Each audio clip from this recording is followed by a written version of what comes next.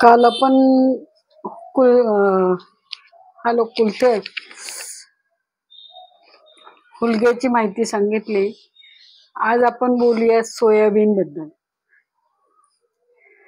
Soybean हे रोगप्रतिकारक शक्तीसाठी चांगलं आहे. शरीर चांगले होण्यासाठी सोयाबीनचा फार उपयोग होतो, म्हणून सोयाबीन वापरावे. सोयाबीन मध्ये गाईच्या दुधा इतके पोषक द्रव्य असतात.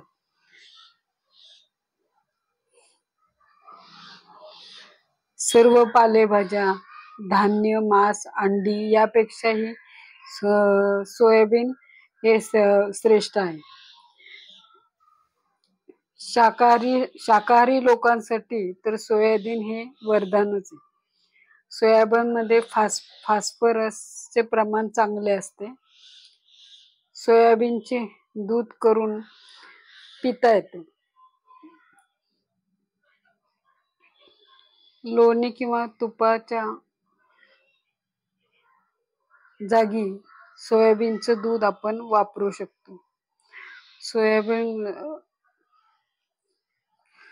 1 किलो पिठामध्ये 1 किलो गव्हाच्या पिठामध्ये 1 वाटी सोयाबीन घालून दळून आणले तर त्याची पोळी, धपाटे, थालीपीठ आणि आवडीच्या भाज्या, मसाले टाकून चविष्ट पदार्थ करता येतात.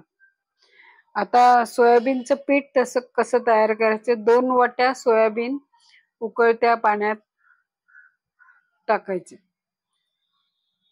नंतर गॅस बंद करून ठेवायचा आणि तासभर तसेच ठेवायचे. नंतर सोयाबीन चांगले निथळून घ्यायचे आणि वाळवायचे.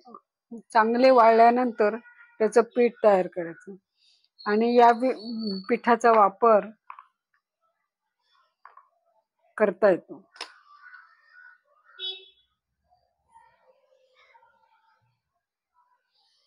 ठीक आहे का म्हणू का ऐकून बघायचं?